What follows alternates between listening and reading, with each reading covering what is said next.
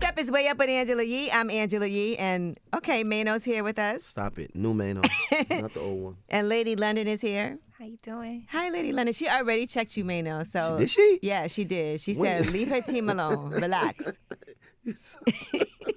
This is what we call the softer side of Mano, you know. God. And so we're working on that. But Lady London, congratulations. New album is out right now. Yes, new project. New Not exactly project. an album. You like a yet. project. It's not an album. It's a project. Congratulations, though. Thank you so much. Because I know how hard you worked on that.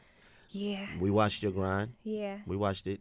You know, people was looking even though you think we wasn't. We saw you. We saw you coming up those freestyles. And I know how important it is, you know, to finally get a deal, major, and to finally be able to be in a position to put out a project. Right. So congrats to that. Yes. But so many artists come from here and don't even get the opportunity. Yeah. It's heavy. Well, let's start off with this. Mano, what's your sign? Virgo. Okay. What are your thoughts on Virgos, Lady I actually London? love Virgos. That's Really? crazy. See? I do. I think that, well, as a water sign, I think we really get along with earth signs. So I love Virgos. Virgos. And are what's your great sign? people. I'm a Cancer. She's a Cancer. Yeah. Okay, because I know that this album is all about the different signs. Yes, So yes. you believe in that? Yeah, I believe it governs your temperament. I don't like swear by it, but I do think it has a certain characteristics that define you. Okay, so what Sure. defines you? As a Cancer, Mm-hmm. I would say on the positive side, Cancers are the mother of the Zodiac, so super nurturing, very like caring, and the mother of the crew. We are hypersensitive and very moody on the other side of things. I got Very moody. I'm very self-aware in that space. But I also think like we're super creative and very intuitive people. So Do it you works wake up out. angry? No, I'm very rarely angry, but I do get moody. Okay. You know. Got All it. right, sometimes you just Yeah. want to be left alone. Yeah. And especially, okay, so you get along with Virgos. Well, who would you say you're most compatible with as a sign when it comes to the opposite sex? In relationships or in friendship, Relationships. Scorpio. Ooh, I do not get along with Scorpio Are you men. a Sag? What's your I'm a sign? Capricorn. Okay. Yeah. Eesh. Yeah. Y'all kind of close. I get along with everybody. No, you don't. Definitely, No, really? definitely No? don't. Get along. Definitely not as a Virgo. You don't. Okay, get what sign for guys would you say is the biggest hoes Biggest hoes. for men? All them niggas is hoes. Oh, well, there you go. All 12. Yeah, all 12. I'm gonna go with all 12 on that one for sure. For sure. All right, so let's talk about Lady London. So you're from the Bronx and Jersey, right?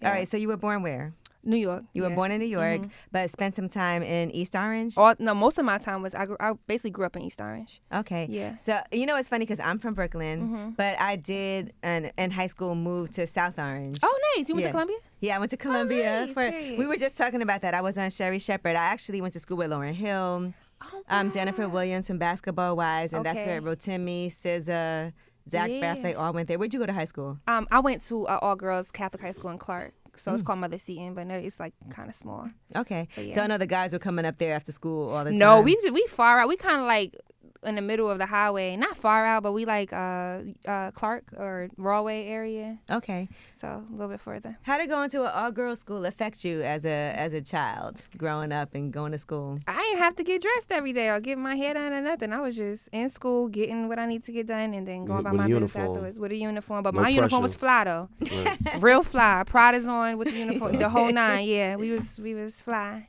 So What made your parents send you to that school? I think I was like really, really bad as a kid. Like coming in, I was like a little rebellious. I was fighting a lot. I was getting into a lot of trouble. My mom was like, "Oh, I got something for you. You going to all-girls You're school? going to all girls Catholic high school. You know, you're gonna figure it out." But I'm glad. I'm so grateful for it because I don't think I would have went on to get my degrees and things like that because I literally was a hothead as a kid. So, You I'm went to happy. Howard, right? I did. All right, HBCU time. Yeah. And you studied sports medicine? Yes. Okay, Sports medicine and chemistry was my double major.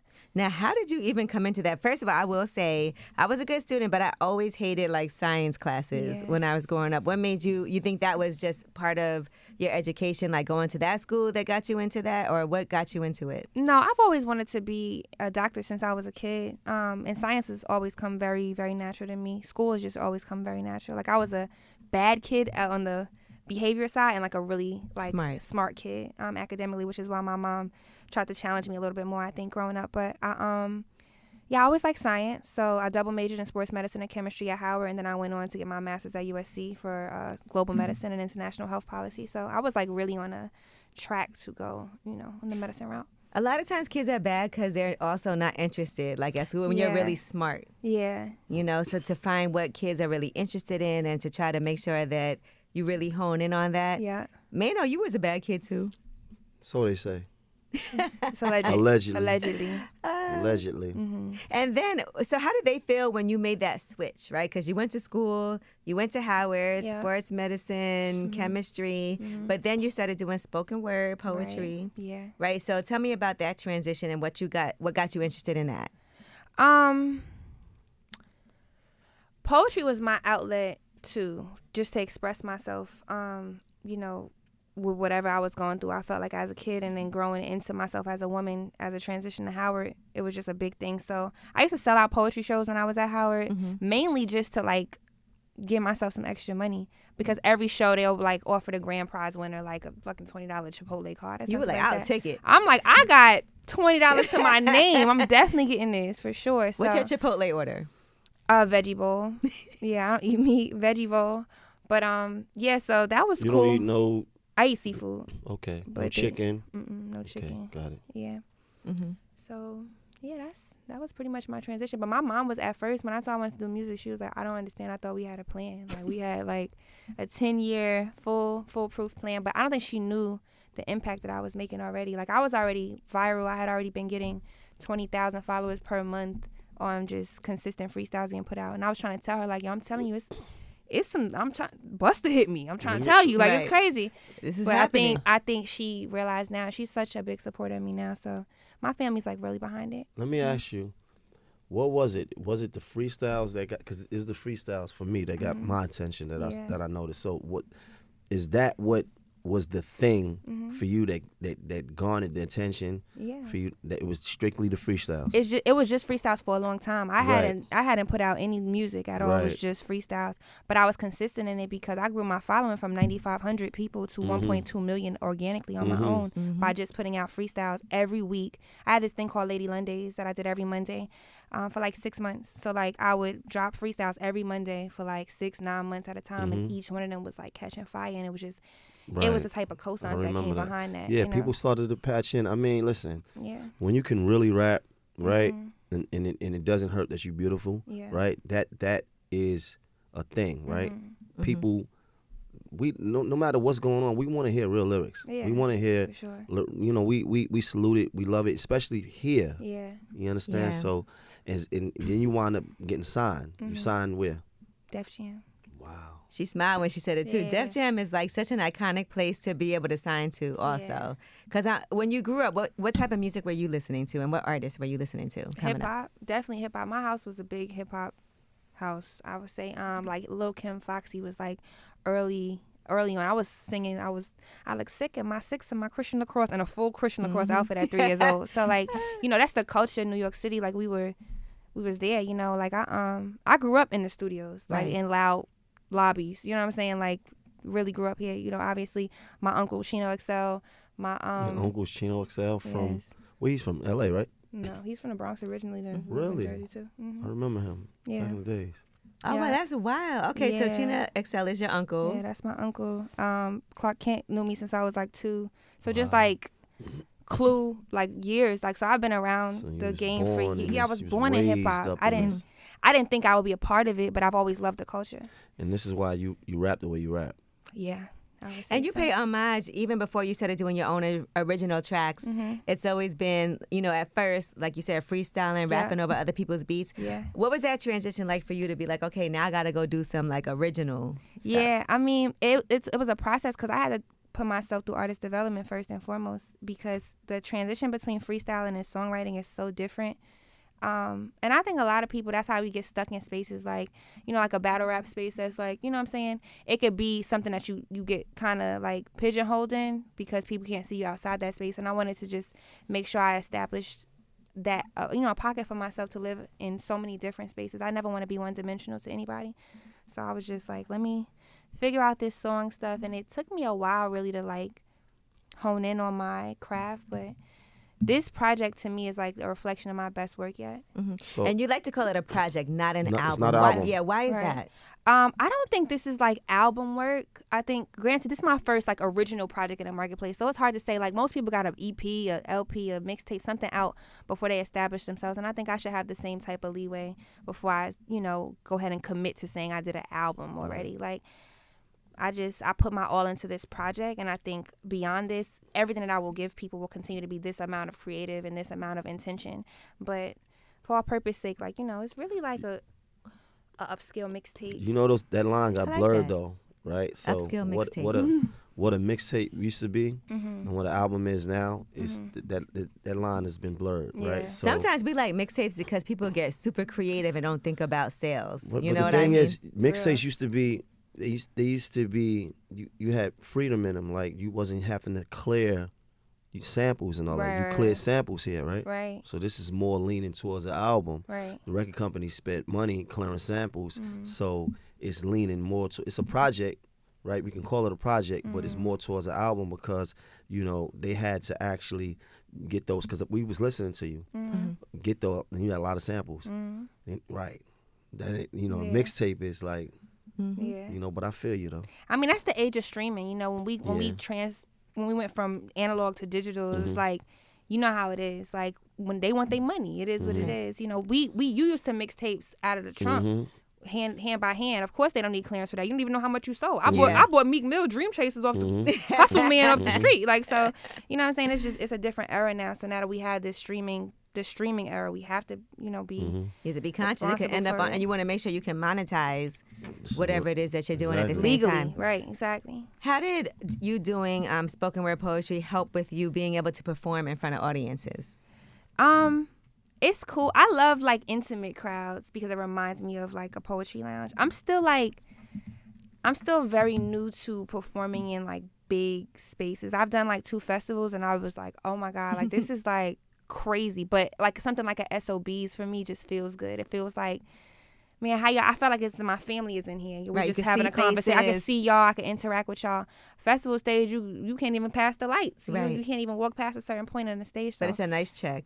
it's nice. The check is nice. The engagement is cool, and the exposure is good. But it's still nerve-wracking. You also have a lot of Chicago artists on this project. Yeah, I I love noticed Chicago. Tink is on here, Dreezy is on here, Jeremiah is on here. Yeah. Do you feel like you have a special connection with Chicago? Chicago reminds me a lot of New York. It feels like it just feels like home to me. I feel like a lot of people is like very real in Chicago. Like what you see is what you get. Love Chicago. Yeah, they have like a special pocket of music that they do. But also I wanted to touch every base. So low key, every feature on the project is from some point of somewhere. So there's LA with Mila J, there's Houston with Brooke Valentine, there's Chicago with them 3, Phillies with B-Boy Stance, and New York with Capella Gray. So I wanted to like make sure we kind of, and then Amaretta is Atlanta. So just Nice. making sure I hit every demographic and make sure everybody felt a little bit included in it. I really like Mila J too. What made you Yeah. hit her up to get on? She's just really incredible. I feel like I used to love listening to like the EPs that she would put out. I feel like they were just so underrated, And of course I love Janae Aiko too. Like their family dynamic is just, I have 2 sisters too, so like how close the sisterhood is. I'm very, very close to my sisters as well. So I don't know. I just love her. And she's like such a Scorpio, so of course every feature is a member of the sign that the song is on. So. Oh, really? So Yeah. you really lined this up. She really, nice. like, Yeah, she's not yeah. playing with that. Now in the intro, you talk about love languages. Yes. What would you say is your love language? I would say it's a tie between gifts and words of affirmation. Okay. Yeah, I think I love receiving gifts as much as I love giving them. And that could take form in so many different ways, not only just like monetary gifts, but just like, like certain Flowers. things. Yeah, like small gestures, just, but also just words of affirmation. I think oftentimes when I'm in this game, I get so defeated by what people have to say on the internet or like how some people may have came in the game after me and surpassed me. Like, so having words of encouragement would just be like, it just be feeling How good. does that make know? you feel? I mean, I think everybody has their own journey. Like, That's I know, right. like, I don't count nobody pockets. I don't look at nobody else's paper. I'm just more so like hyper focused on myself. But, it is sometimes where I'm like, oh, dang, that happened fast. You know what I'm saying? Like, okay, cool. But salute to them. I'm always about giving people flowers because God just preordains everything that happens in people's lives, period. It's important to keep that mind state. I'm sorry, but to keep that mind state as an artist, because that's going to happen. Yeah. You're going to see people that came out after you, maybe was starving to be around you, and then you're going to see them pop. Yeah. And then, you gotta stay in your car, though. Yeah. You understand? Absolutely. And go at your pace. Absolutely. I'm actually really happy for them, to be honest. Like, it's hard in this game. This is, like, really, really hard. So anybody who can make it, that should be, like, fake inspiring on a low. Like, right. So, yeah. And then, listen, you did the BET Cypher, and people loved that. Yes. What was that experience like for you? And you, Lola Brooke, and then you and Lola Brooke have worked together. I love Lola. That's my girl. It's just good to see everybody. The rap girls have such unity now. You know what I'm saying? I think it's really dope. Because when I showed up, I'm like, oh, Gloss here, like, Scar here. Like, we all speak. Like, we all, you know what I'm saying, like, have relationships already. But the Cypher itself, I was so nervous. I cried after that Cypher. You did? A lot of people don't know that. But that's sweet. You killed it. Thank you. But I thought I didn't. Especially at the end. Everybody was like, oh. I was stressed out. But you hard on yourself like that? Yeah, I'm very hard on myself. I called my mom, I was crying. I was like, yo, it's probably the worst freestyle I ever did. I'm so mad. I swear, I was so aggravated because I just felt like I wasn't in pocket. The BPM on the beat was three too high. I'm like, oh God, I don't know. But it came out really, really good. And I seen Tim in Atlanta right before it premiered, and he was like, I'm telling you, it's going viral. He was like, watch, I'm telling you, and it did. Yeah, and it sure did. So it was good. Who was the first person to reach out to you when you were, posting your videos? Was it Busta? He was amongst one of the first, for sure. Damn, do I remember the first person? I don't know. They kind of all were coming around the same time, like Busta, Lupe, Kane. Everybody was kind of around the same time. It felt good, though, didn't it? It was, like, unbelievable. Like, no way. Like, this is crazy. And so when Def Jam signed you, were there a lot of other labels trying to holler at you? Oh, my God, yes. It felt like I was doing a draft. Like, That's I was a good feeling, though, hey? Yeah, it was beautiful. And everybody, I would have loved to have been anywhere, you know what I'm saying, under the right terms and conditions. But I do think, like, Def Jam, I think we needed, like, kind of like a face of rap almost. So I'm really, really happy to be a part of, like, the oldest hip-hop label ever, because ingrained in us is just excellence. We go from the Rockefeller era to right now. It's just fly. I'm happy to be here, And when we talk about this project and, obviously there's a lot of relationship talk on here, it feels like you had your heart broken. I actually draw from many, many of my friends' experiences. I've actually never been heartbroken before. Never? Yeah, no. I don't play like that. I don't really... I don't really get to... I don't believe in getting involved past a certain point, for me personally. But that's because I'm, like, hyper focused on success, and I know myself. I'm very black and white. I can be all consumed by something that, like, really, really matters, and I think I have no room to fall off my pivot for things. So I really have never been, like, in love, like, super deep, heartbroken. I've loved people. Have you broken hearts? I don't claim that sport. I don't know. Shit.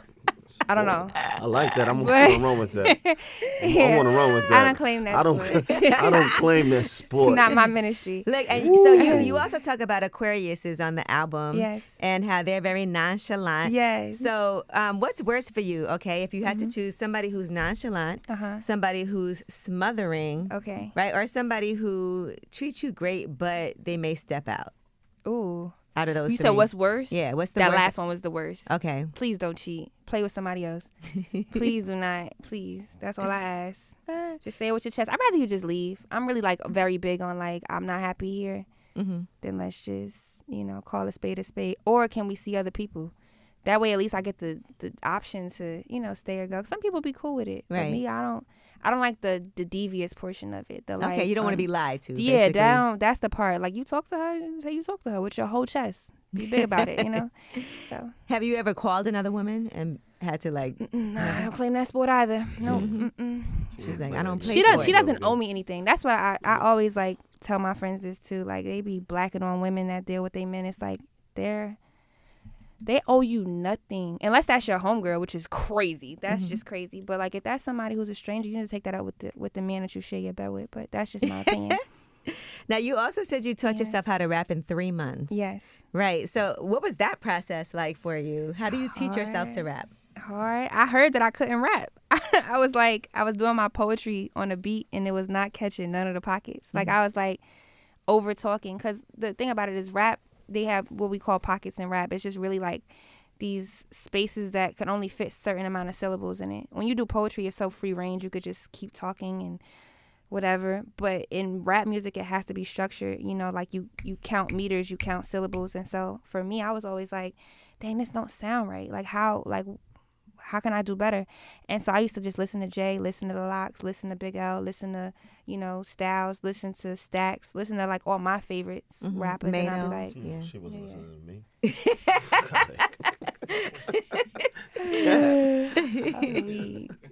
listening to my people and like really downloading that, like their algorithm and things, and then putting my own spin on it. You think that going to school and like being structured in the way that you are helped you with your career? Yes, absolutely. I'm a scholar and I apply it to every portion of my life. Like, absolutely. Yeah, for sure. I don't even know how. It's so funny because I think without college, at least the way that I like went, I don't know how I manage my career right now. Right. The way that my group chats be, like, it's overkill. Like, it's like PDF files, DocuSigns. You got to turn this in. And I'm very like on it, you know what I'm saying? I want to be a part of every email chain. My team know, like, do not leave me out the email. I want to like, see everything that's going on. I want to see it. Yes, yeah. I get literally, if I search the word approved in my phone right now, it comes up more than anything ever. So that's great. You're very involved in your career, and your mom is your manager. Yes, my mom handles a lot of like my day-to-day stuff right now. Does that cause any? How is that at home too? Because sometimes it's hard to turn that off when you're like, oh, I want to talk about business for a moment. Yeah, my mom, she got a interesting way of approaching it. She's definitely still a mom all day. That never turns off for her. So she'll be like trying to check me on stuff, and I'll be like, girl, like we are in working space right now. If anything, I'll be like, we're working, and she'd be like, I'm your mother. You ain't gonna talk to me. Like, you're like, not today. Not right today. Now? Yeah. So we definitely be on that, but she just wants the best for the whole situation. So. And look, a lot of the women, like you said, are supportive of you. How did you feel when Cardi talked about you? I love Cardi so much. I've always loved Cardi from day one.